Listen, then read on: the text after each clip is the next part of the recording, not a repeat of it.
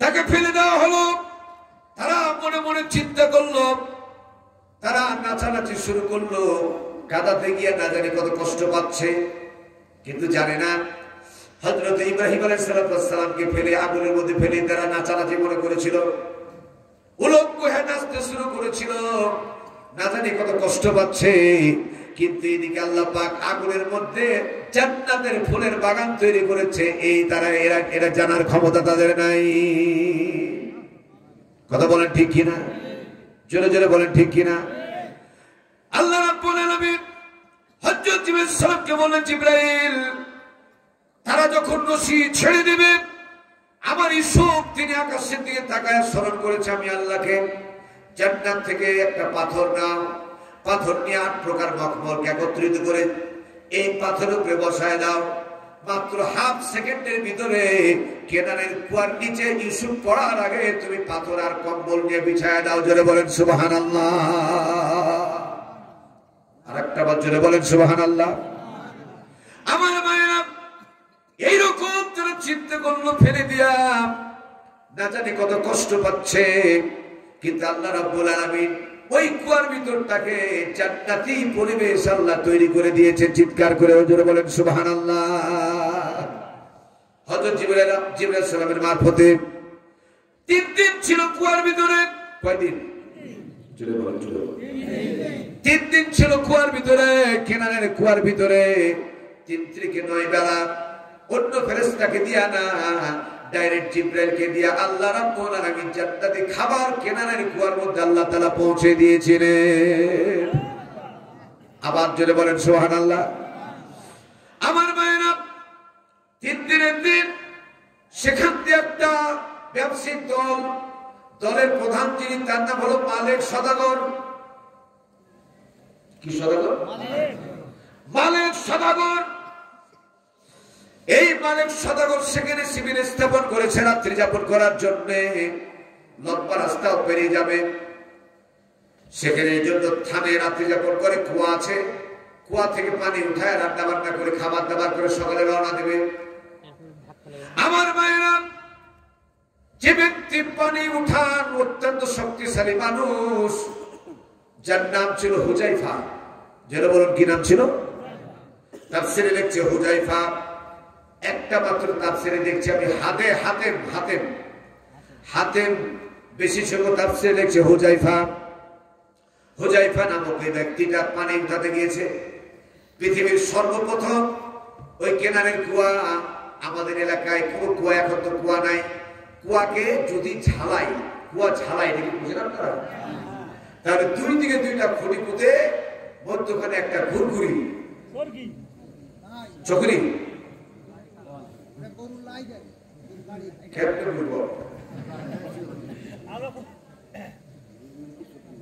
ঘুরঘুরি চকরি, বুঝছেন কি বুঝেন নাই? ওর উপরে রশি দিয়ে টানলে খুব সহজে শক্তি কম লাগে। Thank you. এই তো এবার বুঝতে পারছি। এই ঘুরঘুরি বা চকরি ওই কেনারের কুয়ার মধ্যে মালিক সদাগর কর্তৃক বসানো ছিল, কিন্তু অত্যন্ত গভীর কুয়া হওয়ার কারণে 25 লিটার পানি ধরতে পারেন কুয়াতে, বালতিতে অনেকক্ষণ সময় লাগতো ভর্তি হতে, বারবার ঝুঁকিয়ে ঝুঁকিয়ে ঝুঁকিয়ে ঝুঁকিয়ে বালতি ভর্তি হতো। কিন্তু হুজাইফা যেমন সেই মুহূর্তে বালতি পানিতে নিক্ষেপ করেছে, সেকেন্ডের মধ্যে বালতি ভরে গেল মনে হলো। টানছে কিন্তু টানতে পারে না, টানতে পারে না। কোথায় 30 লিটার আর কোথায় 2.5 মণ। সুবহানাল্লাহ বলেন, একবার ধরে বলবেন সুবহানাল্লাহ। হযরত ইউসুফ আলাইহিস সালাম বালতিতে উঠে বসেছেন, কিছুক্ষণ টানার পরে আর টানতে পারে না। চিৎকার মারছে, হুজাইফা মারা গেলাম, দুনিয়া আমার অসুখ হয়ে গেছে, আমাকে জেনে ধরেছে, আমি দুর্বল হয়ে গেলাম। কিন্তু ঘটনা তো কিছুই জানে না। সারা জীবন আমি পানি উঠালাম, রান্না বান্নার কাজে ব্যস্ত থাকলাম, আজকে বালতি এত তাড়াতাড়ি ভর্তি হয়ে গেল, আর টানলেও আসছে না, কারণ বুঝছি না আমি। তোমরা দৌড়ে আসো। 7 জনকে 8 জন ওকে সে টানাটানি শুরু করলো। টানতে টানতে টানতে টানতে আমার ভাইরা জুলখিফল নামে একজন ব্যক্তি, জুলকিফল নামক একজন ব্যক্তি বলছেন, এত ভারী লাগে কেন? এই জুলকিফল কুয়ার দিকে যেমন তাকায় দেখেছে, আর হুযায়ফাকে বলতে যে হুযায়ফা রে, আজকে তোর বালতিতে কুয়ার পানি উঠে নাই, তোর বালতিতে পূর্ণিমার চাঁদ বসে আছে। একটা বার জোরে বলবেন না সুবহানাল্লাহ? আনন্দের টানা শুরু করলো, দ্রুত টেনে টানা শুরু করলো। মালিক সদাগর দৌড়ে আসলেন। আসার পরে এই 10 ভাইয়ের ভিতরে 9 ভাইয়ের ভিতরে ইউসুফকে ফেলে দিয়ে বাইরুল শান পর্যায়ে করবে, তারা ওখানে পাহারা করতে ছাড়ত না, জানি কোন ভাবে উঠে যদি যায়।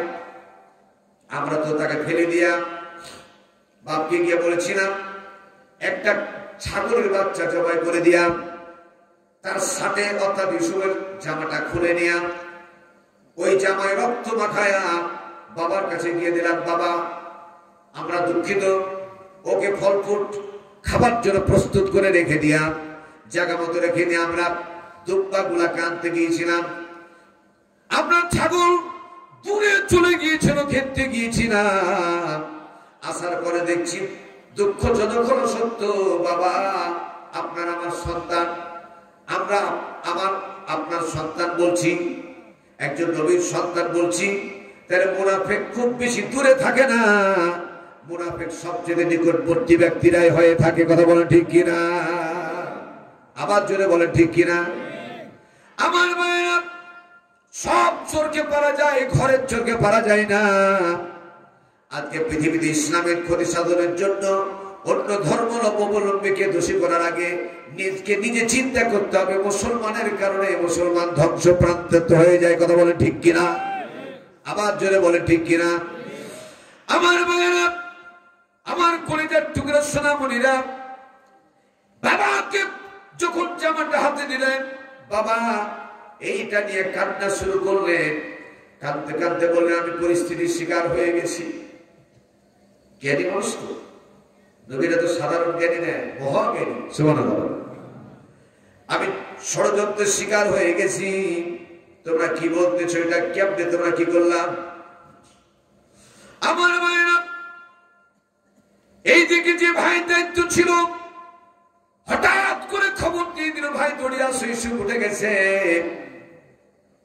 এ কথা যেমন শুনলো, ওই মধ্যে সবাই দৌড়িয়ে যাওয়ার পরে মালিক সদাগরকে ডাকলো। ডাকার পরে ইউসুফকে দড়ি দিয়া শক্ত করে বেঁধে দিয়া, রশি দিয়া বেঁধে দিয়া বলছে, এটা আমাদের বাড়ির গোলাম, চরম বেয়াদবি করেছে, অপরাধ করেছে, শাস্তি দেওয়ার জন্য কুয়ায় নিক্ষেপ করেছিলাম, ওকে আর বাড়ি নিয়ে যাবো না, বিক্রি করে দেব। মালিক সদাগর বলছে, এত সুন্দর গোলাম কেনার মতো আমার কাছে কোনো দিরহাম নাই, এত দিরহাম আমার কাছে জমা নাই। মেজ ভাই বলছে, কত দিরহাম আছে? দিরহাম আছে না তো 19 দিরহাম।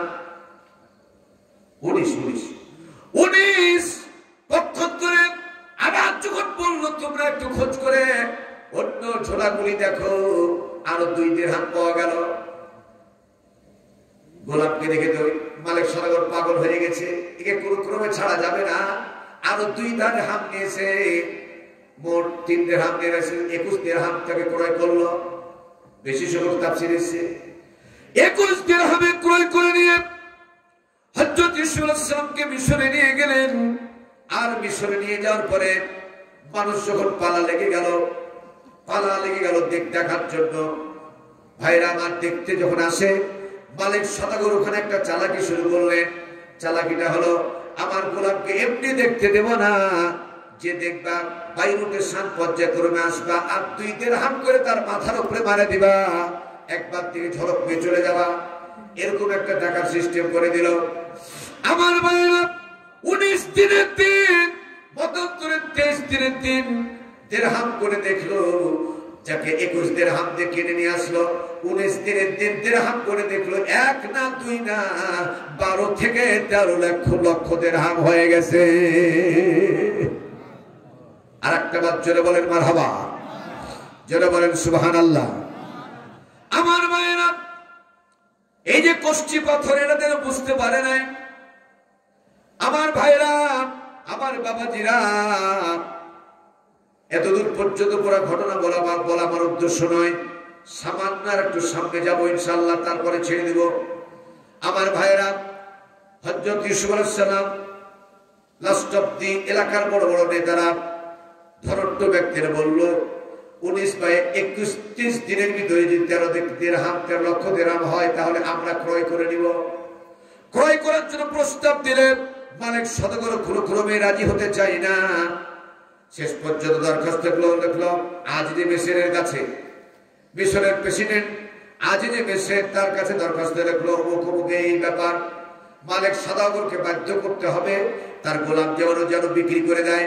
মালিক সদাগর বিক্রি করার জন্য আদেশ দিয়ে দিলেন। আদেশ পত্র নিয়ে তার হাতে হাজির। কিন্তু যখন দাম বলতেছে সর্বপ্রথম বলো 12 লক্ষ দিরহাম। ইউসুফ আলাইহিস সালামকে 12 লক্ষ দিরহাম নিয়ে যাব। মালিক সদাগর বলল হবে না। 12 থেকে 72 লক্ষ দিরহাম হয়ে গেছে, তা বলছে হবে না। 72 লক্ষ দিরহামের পরে পরে তা বিভিন্ন তাফসিরে এসেছে একজন মহিলা একটা সুতার বান্ডিল নিয়ে এসে বলছে মালিক সদাগরের সুতার বান্ডিলটার বিনিময়ে কিনে নেব। আমার মায়েরা, মালিক সদাগর তাকে চোখ রাঙায় বলতেছে তোমার সামনে 72 লক্ষ দিরহাম বলতেছে, তাকে দিলাম না সুতার বান্ডিল, কেমনে দিতে চাও?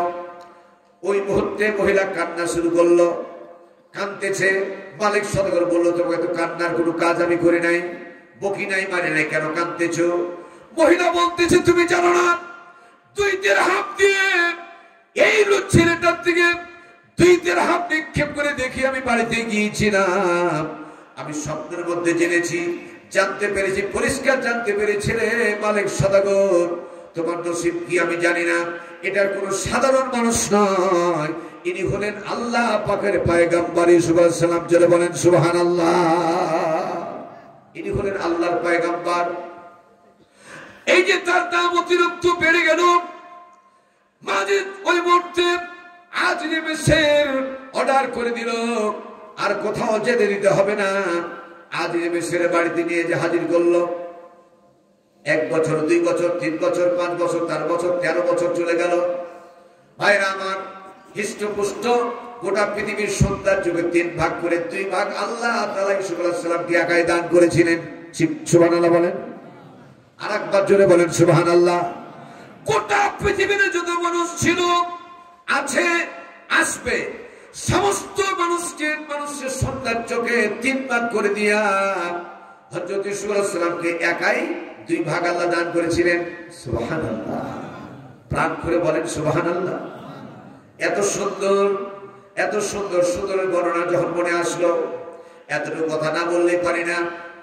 এলাকার সমস্ত মেয়েরা ইউসুফ আলাইহিস সালামকে আর জুলেখাকে নিয়ে যখন বাজে মন্তব্য করেছিল কোন একটা সময়, হযরত ইউসুফকে নিয়ে ওই মুহূর্তে তার প্রমাণ দেওয়ার জন্য জুলাইখা একটা দাওয়াত দিয়ে মেয়েদেরকে দাওয়াত দিলেন। প্রত্যেকের হাতের মধ্যে একখানা ছুরি দিলেন। ছুরি বুঝে ছুরি, চাকু দিলেন আর একটা হাতের মধ্যে ফল দিলেন। বলছে আমার অনুমতি ছাড়া তোমরা খাবা না, অনুমতি যখন দেব তখন তোমরা ফলটা খাবা। অনুমতি কি আমি মুখে অনুমতি দেব না। তোমরা এতদিন পর্যন্ত হাজার হাজার নারীরা ইউসুফের ব্যাপারে আমার ব্যাপারে যারা বাজে মন্তব্য করেছ, ওই ইউসুফকে তোমার সামনে দিয়ে একবার পা হাঁটতে বলবো, যার সামনে দিয়ে যাবে তার খাবার অনুমতি হয়ে গেল। হযরত ইউসুফকে হাঁটতে বললেন সামনে দিয়া, মধ্যখান দিয়া 2 দিকে নারীরা বসানো। হযরত ইউসুফ আলাইহিস সালাম যখন সামনে দিয়ে হাঁটতে শুরু করে দিলেন, হাঁটা মানে ফল কাটা শুরু হয়ে গেল। এদিকে ফল কাটতে গিয়া কোন ভাগে তারা আঙ্গুল কেটে ফেলে দিয়েছিল টের পায় নাই। চিৎকার মেরে জোরে বলেন না সুবহানাল্লাহ। এই ঘটনাকে কেন্দ্র করে আম্মা আয়েশা সিদ্দিকা রাদিয়াল্লাহু তাআলা আনহা হাদিস বর্ণনা করেছিলেন। হযরত ইউসুফ আলাইহিস সালামকে দেখে তদানীন্তন সময়ের মেয়েরা তারা আঙ্গুল কেটে ফেলেছিল টের পায় নাই। কিন্তু ইউসুফকে না দেখে আল্লাহর নবী, বিশ্ব নবী মুহাম্মদ রাসূলুল্লাহ চিৎকার করে বলেন সাল্লাল্লাহু আলাইহি ওয়াসাল্লামকে যদি তারা দেখতো, কোন ফাঁকে আঙ্গুল কেটে ফেলতো না, তারা কলিজা কেটে ফেলে দিত, টের পেত না। আল্লাহু আকবার। জোরে বলেন না আল্লাহু আকবার। আমার নবী এত সুন্দর ছিলেন।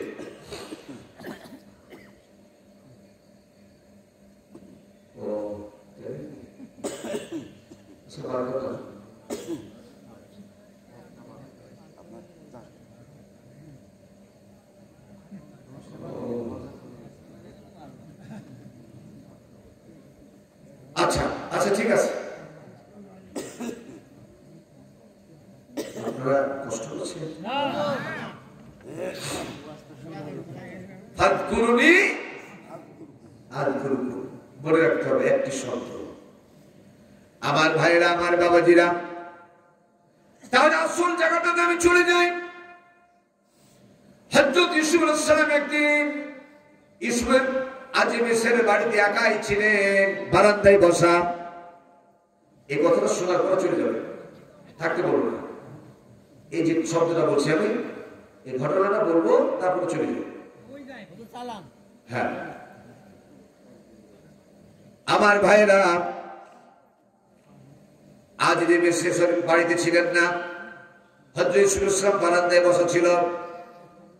তাফসীরে কাবীর থেকে বলছি আমি, জুলাইখা অন্যজনের বাড়ি থেকে আসলেন। গোটা পৃথিবীর মধ্যে 5 জন মহিলা সবচেয়ে সুন্দরী ছিলেন, তার মধ্যে জুলেখা একটা। আল্লাহু আকবার। জুলেখা অত্যন্ত সুন্দরী ছিলেন। ওই জুলেখা এসে ওই মুহূর্তে দেখলো বাড়িতে কেউ নাই, সহ্য করতে আর পারলো না, শয়তানের ওয়াসওয়াসা পড়ে গেল। সংক্ষেপে বলি আমি, ইউসুফকে ইশারা দিয়ে ডাকলো, তুমি এদিকে আসো ইউসুফ। আমার ভাইরা, একটা ঘর অতিক্রম করে যায় আর ঘরে তালা মেরে দেয়, আর একটা ঘর অতিক্রম করে ভেতরে যায়, তালা মেরে দেয়। এরকম করে এক ঘর 2 ঘর না, 12 তালা অথবা 12টা ঘর, দুইটাই বর্ণনা আছে। 12টা ঘর হতে পারে অথবা 12 তালা হতে পারে, তবে 12 ঘরের সম্ভাবনা খুব বেশি। আমার ভাইরা, যতটা ঘর অতিক্রম করে যায় ভেতর দিয়ে তালা মেরে যায়। 12 নম্বর ঘরের মধ্যে যেমন, অথবা 12 তালা বিশিষ্ট ঘরের মধ্যে যেমন উপস্থিত হলেন, সেখানে যাওয়ার পরে বললেন, কি জিনিস, বসো এখানে। ইউসুফ আলাইহিস সালামকে বসায়া নিজের পোশাকগুলা খোলা শুরু করলো। ওই ঘরের মধ্যে মূর্তি ছিল, নিজের শরীরের কাপড়গুলি, পোশাকগুলি খুলে খুলে ওই মূর্তিকে ঢাকতেছে। হযরত ইউসুফ আলাইহিস সালাম বললেন, 2টা অপরাধ। 1 নম্বর অপরাধ যে আপনি উলঙ্গ হচ্ছেন কেন, 2 নম্বর অপরাধ মূর্তিকে ঢাকছেন কেন। জুলেখা বলতেছে, তুমি কথা বলবা না, আমি আর বরদাস্ত করতে পারলাম না, সইতে পারলাম না।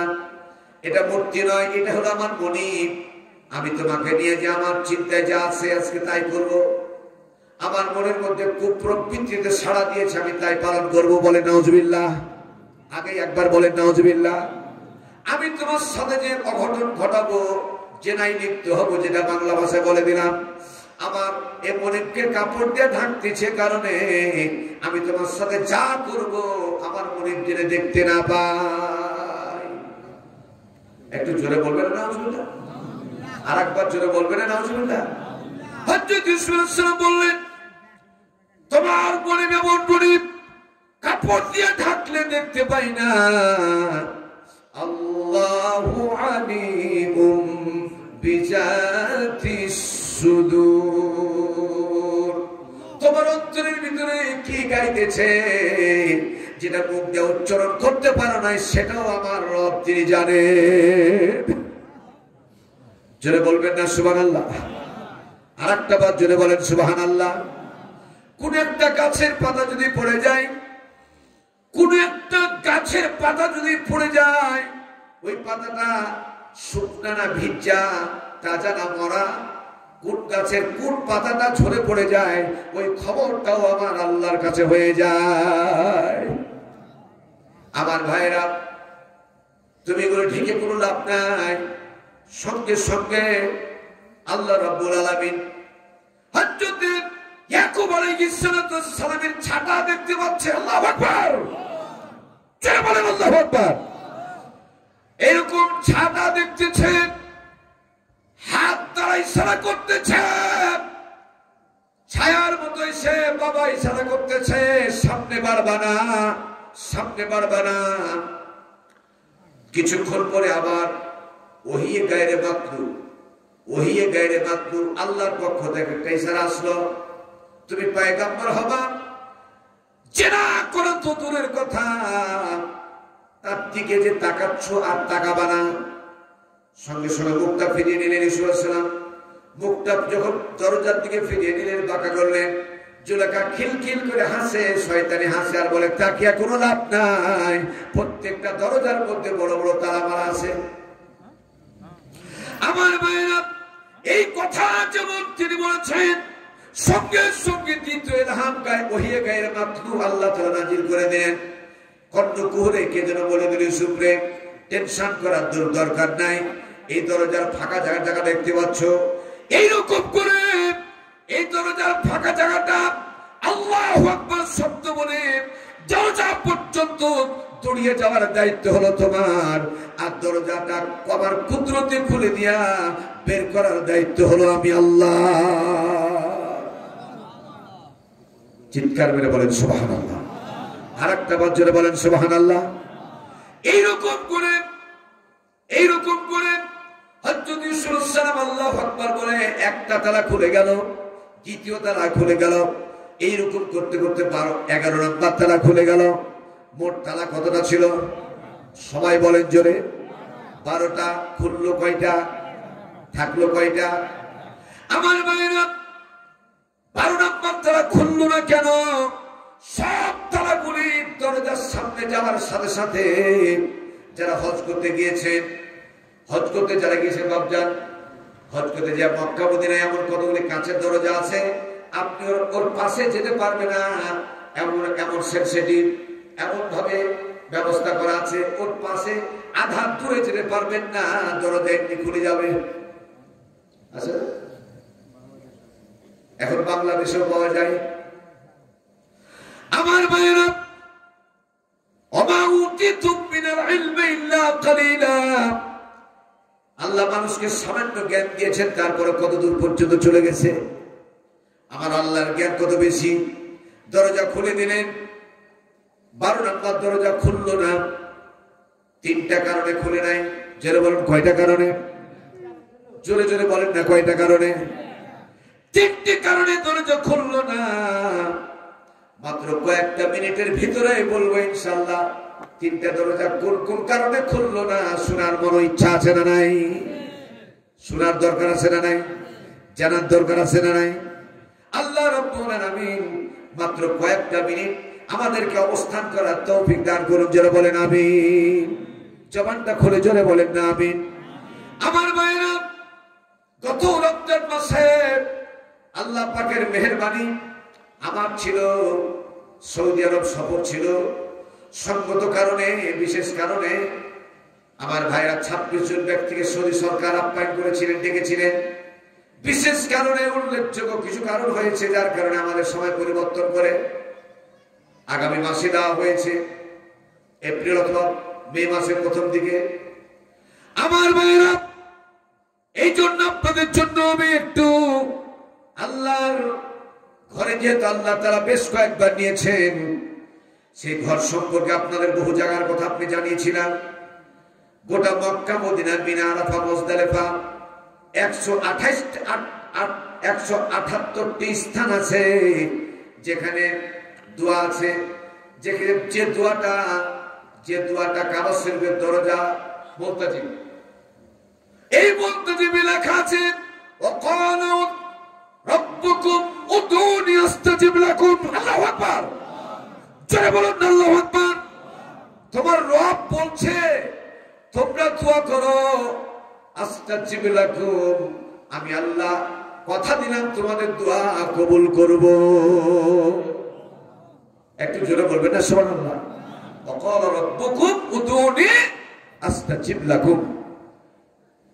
একবার বলতে দিবেন, রাসূল যে দরজাটা ধরে কাঁদতেন, কাবা শরীফের দরজা, এই দরজার ওখানে আমি বহুবার দেখেছি। আমি একবার 1 ঘন্টা 6 মিনিট সেই দরজা ধরেছিলাম। আল্লাহু আকবার। একটা বার জোরে বলেন না আল্লাহু আকবার। আমার রাসূল এই জায়গাতে হাত দিয়ে কত কেঁদেছেন, যা চেয়েছেন তাই আল্লাহ তাআলা দান করে দিয়েছিলেন। লেখা আছে, আয়াত কারিমে লেখা আছে। আমার ভাইরা, আল্লাহ তাআলা যদি আমাকে কবুল করেন, আমার মৃত্যু যদি না হয়, আল্লাহ তাআলা এবার যদি এই মাসের পরে পরে যাওয়ার তৌফিক দান করেন, ওই জায়গাগুলোতে আপনাদের জন্য আল্লাহর কাছে দোয়া করি। এটা চান কি চান না? কারা কারা চান হাত তুলে আল্লাহকে দেখান। লিল্লাহি তাকবীর, লিল্লাহি তাকবীর। আল্লাহ সকলকে কবুল করে বলেন আমিন। জবানটা খুলে বলেন আমিন। আমার মায়েরা, আল্লাহ রাব্বুল আলামিন যদি আমার হায়াতে বেঁচে থাকি, এই শব্দটা বললাম এই কারণে, আজকে আমি কথা দিলাম কালকে ইন্তেকাল করলাম, তখন তো যাওয়া গেল না। মৃত্যুর চাইতে নিকটবর্তী জিনিস পৃথিবীতে আর কিছু নাই, ঠিক কিনা? মওত কার হাতে? আল্লাহর হাতে। এই জন্য আপনাদের বলি আমি, আল্লাহ পাকের কোন এমন গোলাম আছেন এই কাবা শরীফের চত্বরে এবং কাবার চত্বরে 28টা জায়গা আছে, মুলতাজিমটা বাদ দিয়া 13, 14, 15, 16 নাম্বার পিলার। কোন পিলারে, কত নাম্বার পিলারে কোন আয়াতটা নাযিল হয়েছে সবটা আমি বলতে পারবো ইনশাআল্লাহ। বলেন ইনশাআল্লাহ, আবার বলেন আলহামদুলিল্লাহ। 13, 14, 15, 16 নাম্বার পিলার, যেখানে আল্লাহ বনী ইসরাঈলের প্রথম আয়াতটা নাযিল করলেন। এদিকে তাকান, এদিকে তাকান। আল্লাহ বলছেন, সুবহানাল্লাযী আসরা বিআবদিহি, পড়েন, বিআবদিহি লাইলাম মিনাল মাসজিদিল হারাম ইলাল মাসজিদিল আকসাল্লাযী বারাকনা হাওলাহু লিনুরিয়াহু মিন আয়াতিনা ইন্নাহু হুয়াস সামিউল বাসীর। আয়াতটা যখন নাযিল হয়ে গেল, আল্লাহ তুমি সাক্ষী, সূরা বনী ইসরাঈলের প্রথম আয়াত। বলুন তো জায়গাটার দাম কম না বেশি? জোরে জোরে বলুন, কম না বেশি?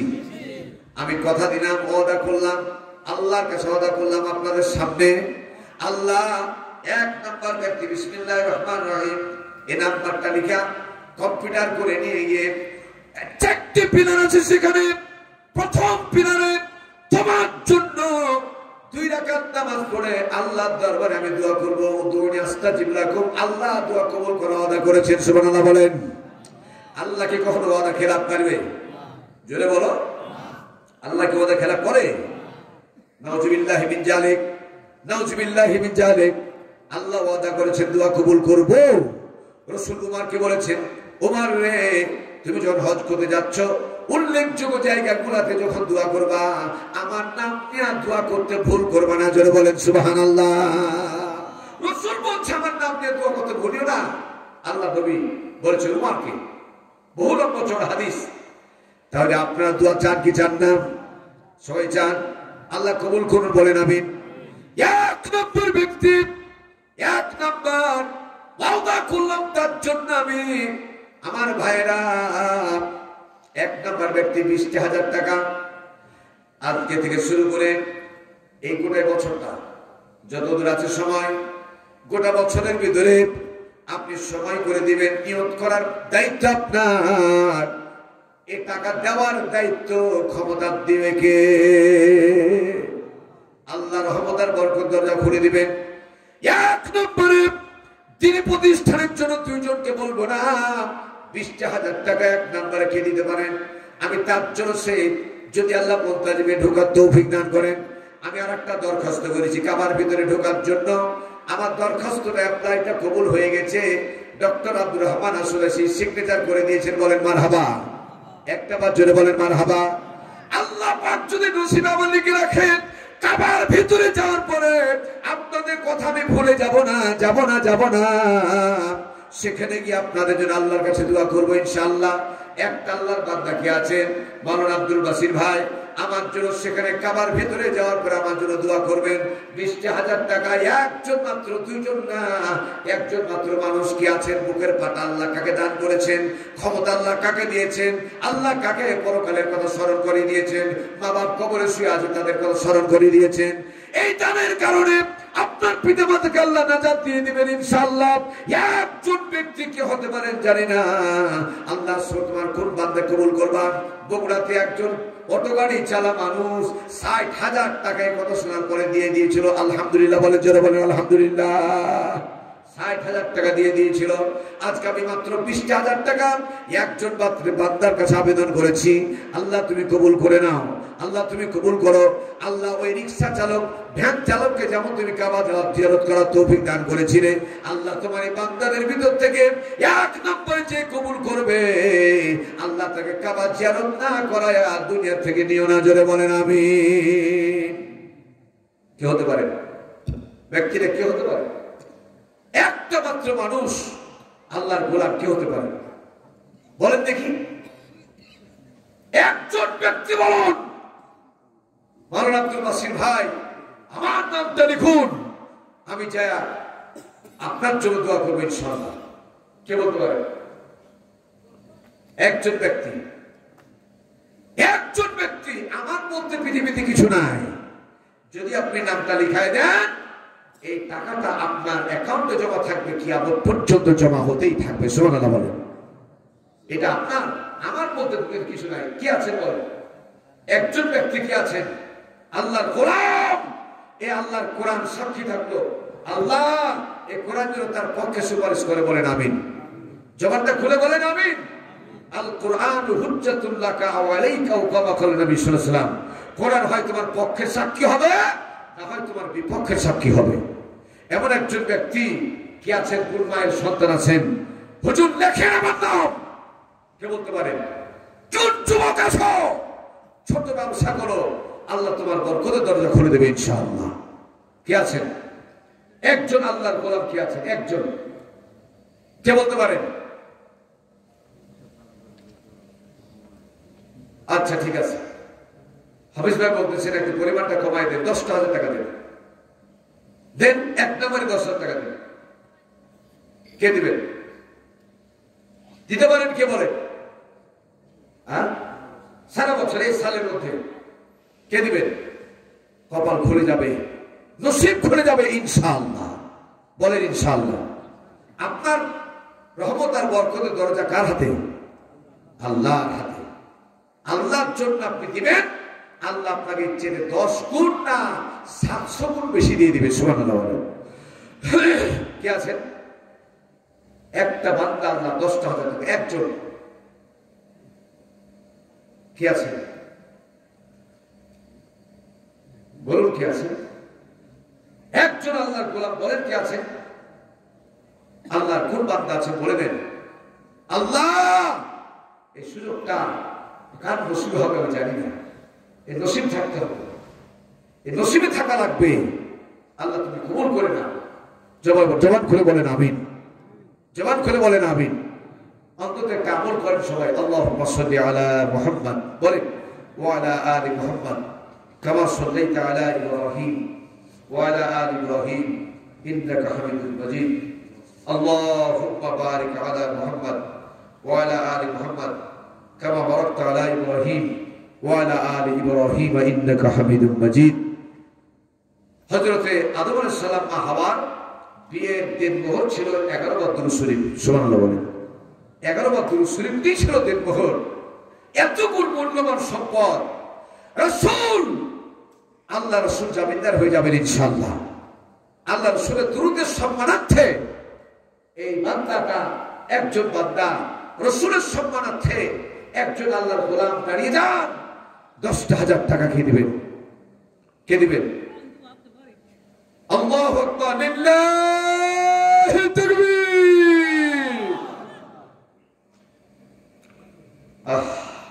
সুবহানাল্লাহ। বলেন আলহামদুলিল্লাহ। জবানটা খুলে বলেন না আলহামদুলিল্লাহ। আপনার সাক্ষী দেন। নাম কি ভাই? আব্দুল বারী শেখের চাইতে ধনী মানুষ, আব্দুল বারী শেখের চাইতে টাকাওয়ালা না এখানে? উনি কি সবচেয়ে ধনী মানুষ? সব চাইতে ধনী তুমি আব্দুল বারী। আল্লাহ কালাম সাক্ষী থাকলো। আল্লাহ আব্দুল বারীকে তুমি তোমার কাবা জিয়ারত না করায়া রাসূলের রওজা জিয়ারত না করে দুনিয়া থেকে নিও না। বলেন আমিন। জবানটা খুলে বলেন আমিন। তোমার কি আব্বা মা বেঁচে আছে? আব্বা আপনারা লিখেন আব্দুল বারী শেখ। আব্দুল বারী শেখ।